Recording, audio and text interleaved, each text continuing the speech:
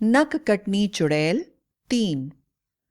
नक कटनी चुड़ैल के खौफ से लोगों ने एक बार मुक्ति पा ली थी, किंतु अपनी भाभी के बच्चे के साथ अन्याय होने के कारण वह फिर से लोगों के अंदर खौफ पैदा करने आ गई। अब वह पहले से भी ज्यादा ताकतवर थी। अब आगे। पिछले 5 सालों से हाईवे पर कोई हादसा नहीं हुआ, लेकिन अचानक 4 जवान लड़कों का झुंड बुरी हालत में पुलिस स्टेशन पहुंचा। इन सभी की नाक कटी हुई थी और नाक से खून बह रहा था।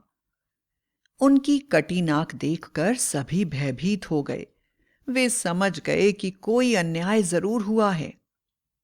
इंस्पेक्टर बोला, कौन हो तुम लोग?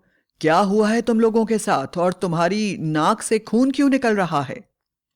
ग्रुप में से वह लड़का जो थोड़ा ठीक ठाक दिखाई दे रहा था बोला, सर, मेरा नाम रोहित है और यह मेरे दोस्त पंकज, संजू और प्राण हैं। हम शहर से छुट्टी मनाने अपने माँ के गांव आए थे, लेकिन आज वापस जाते समय अचानक हमारी जीप के सामने एक औरत आ गई। हमने औरत को बचाने के लिए तुरंत ब्रेक लगाई और नीचे उतरे। उस औरत के हाथ में चाकू था। उसने बिना कुछ भी कहे हमारी नाक काट दी। कोई उसे पकड़ नहीं पा रहा था और वह लगातार आक्रमण कर रही थी और फिर अचानक वह गायब हो गई। इंस्पेक्टर ने कहा, कहीं तुम गांव गुरीची की बात तो नहीं कर रहे हो? इंस्पेक्टर के मुंह से अपने गांव का नाम सुनते ही लड़के घबरा गए और बोले, हाँ हाँ, हम उसी गांव से आ रहे हैं। लड़कों की नाक से लगातार खून बह रहा था, इसलिए इंस्पेक्टर ने उन्हें तुरंत अस्पताल भेज दिया और बोले, जल्दी ही मैं आकर जांच करूंगा। लड़कों के जाने के बाद पूरा पुलिस विभाग बड़ा ही डरा हुआ सा नजर आ रहा था। सभी एक दूसरे से बात कर रहे थे। लगता है हमसे चूक हो गई है। कहीं ना कहीं किसी के साथ अन्याय हुआ है। हमें जांच करनी होगी, वरना नकटी चुड़ैल फिर अपने प्रकोप से सब कुछ तहस नहस कर देगी। अब हमें वह माफ नहीं करेगी। उसके बाद इंस्पेक्टर अपने पुलिस वालों की टीम लेकर हाईवे की तरफ निकल पड़ा। दोपहर के 1:30 बज रहे थे। अचानक ही उन्होंने देखा कि हाईवे के किनारे बनी खाई की तरफ गिद्धों की टोली मंडरा रही थी। वे समझ गए कि उस तरफ कोई न कोई लाश जरूर होगी। जब उन्होंने नीचे जाकर देखा तो एक लड़की की निर्वस्त्र लाश बुरी हालत में पड़ी हुई थी। देखने से साफ लग रहा था कि लड़की के साथ बड़ा ही बुरा सलूक किया गया है। इंस्पेक्टर अपने सिपाहियों से बोला, पोस्टमार्टम के लिए भेजने की व्यवस्था करो और देखो कि यह किसकी लाश है। सिपाहियों को कुछ दूर शराब की बोतलें और लड़की का आई कार्ड पड़ा हुआ मिला। सिपाही बोला, सर, अनर्थ हो गया। यह लड़की तो नक्कटनी चुड़ैल के गांव सुरीची की ही है और मालूम होता है ये कम उम्र अवयस्क है। सामूहिक रूप से इसकी इज्जत लूटी गई है और उसके बाद कोई इसकी लाश को पहचान ना पाए, इसलिए इसके चेहरे को बुरी तरह पत्थर से कुचल दिया गया है।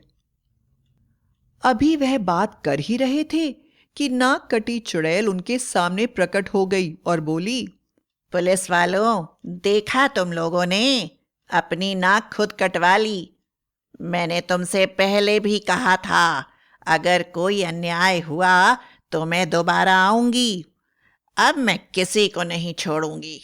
तुम लोगों के होते हुए इतना बड़ा अन्याय कैसे हो सकता है?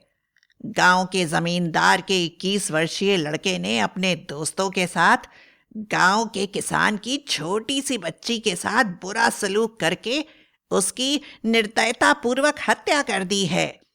अब मैं किसी लड़के को जीवित नहीं रहने दूंगी। लड़कों को जीने का कोई अधिकार नहीं है।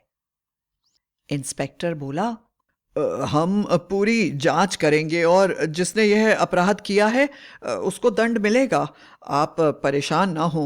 आप सब लड़कों को सजा ना दें। जिन लड़कों ने अपराध किया है उन्हें सजा मिलेगी, यह मेरा वादा है आपसे।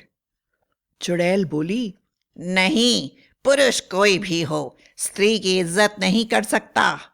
अब वह संसार में जी नहीं सकता। किसी न किसी बहाने स्त्रियों की बेइज्जती करने का तुम मर्दों ने ठेका ले रखा है। कभी मैं, कभी मेरी भाभी, कभी दुनिया की और औरतें, और आज यह बच्ची। किसी ना किसी को कदम उठाना ही होगा। अब पुरुष का समाज खत्म हो जाएगा। पुरुष होंगे तो जरूर, पर उनके चेहरे पर उनकी नाक नहीं होगी। जो भी गुरुची गांव के आसपास रहने वाले मर्दों को देखेगा, समझ जाएगा कि यह एक बेइज्जत गांव के मर्द हैं, जिन्हें स्त्री की इज्जत करनी नहीं आती। अब तुम किसी को शक्ल दिखाने के काबिल नहीं रहोगे। तुम सबकी नाक कट जाएगी। मैं किसी को भी नहीं छोड़ूंगी।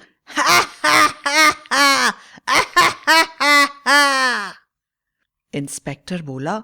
कुछ लोगों की गलती की सजा पूरे समाज को देना सही बात नहीं है।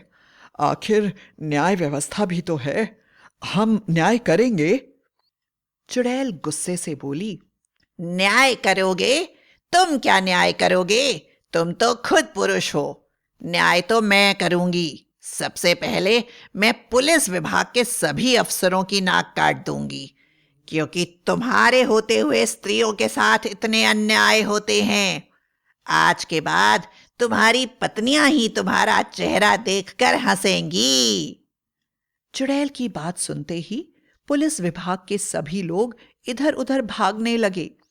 जो चुड़ैल के हाथों में पड़ रहा था, एक झटके में वह उनकी नाक काट दे रही थी। पूरे हाईवे पर भाग दौड़ मची हुई थी और पुलिस विभाग के इंस्पेक्टर दर्द से कराह रहे थे। चुड़ैल के जाने के बाद सभी पुलिसकर्मी अस्पताल पहुंचे तो वहां पर दिल दहलाने वाला दृश्य था। जिस लड़की के साथ दुर्व्यवहार किया गया था, उसके माँ बाप बुरी तरह से तड़प तड़प कर रो रहे थे और न्याय की दुहाई मांग रहे थे। उनका कहना था, हमें न्याय चाहिए। हमें उन लड़कों की सिर्फ मृत्यु चाहिए, इसके सिवा कुछ नहीं। हमारी बेटी की हत्या का न्याय कुछ भी नहीं हो सकता। अगर एक हफ्ते के अंदर उन लड़कों की लाशें हमारे सामने नहीं आई तो हम सबके सामने अपने ऊपर पेट्रोल छिड़ककर आग लगा लेंगे और हमारी हत्या का पाप भी पुलिस विभाग को लगेगा। तभी उस लड़की का 7 वर्षीय भाई बोला। माँ, तुम क्यों रोती हो?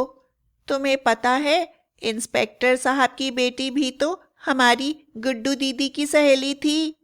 गुड्डू दीदी ने मुझे बताया था कि वह और इंस्पेक्टर साहब की बेटी इतनी पक्की सहेलियां हैं कि जब दीदी दुखी होती है तो वह भी दुखी हो जाती हैं।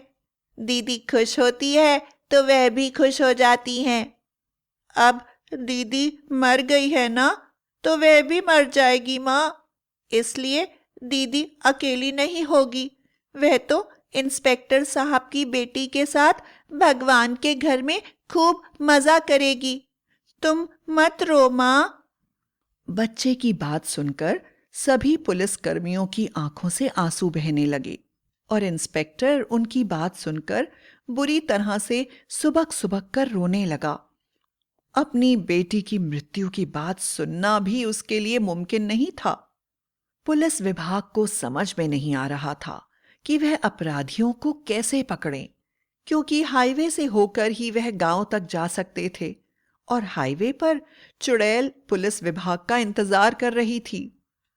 आखिरकार पुलिस वालों ने मृतक लड़की के माता-पिता से प्रार्थना की, यदि आप अपनी बच्ची का न्याय चाहते हैं तो चुड़ैल को समझाना होगा, उसके क्रोध को ठंडा करना होगा। दया करके आप लोग हाईवे पर जाएं और चुड़ैल से कहें कि वह हमें हमारा काम करने दे। लड़की के माता पिता ने ऐसा ही किया।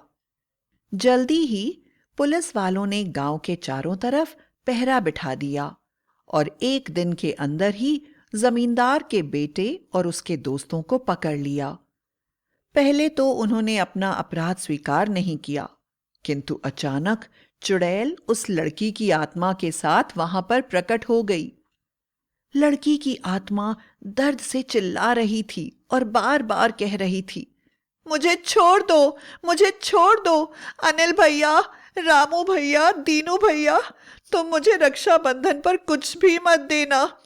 तुमने तो कहा था तुम मेरे बड़े भाई हो। तुम मुझे इतना दर्द क्यों पहुंचा रहे हो? मुझे छोड़ दो, मुझे छोड़ दो, मैं माँ के पास जाऊंगी। लड़की की आत्मा की करुण पुकार सुनकर पूरे पुलिस विभाग की आंखों से आंसू बह रहे थे। वह उसके दर्द को महसूस कर रहे थे। लड़की की आत्मा को देखकर लड़कों की हिम्मत टूट गई और उन्होंने अपना अपराध स्वीकार कर लिया और उन्हें कड़ी सजा दी गई। न्याय मिल जाने के कारण लड़की के माता पिता भारी मन से वापस लौट गए और उन्होंने नक्कटनी चुड़ैल को भी विश्वास दिलाया कि वह न्याय से संतुष्ट हैं। माँ बाप की बात सुनकर नक्कटनी भी आंसू भरी निगाहों के साथ लड़की की आत्मा को लेकर गायब हो गई। इसके बाद किसी ने नक्कटनी चुड़ैल को वापस हाईवे पर नहीं देखा।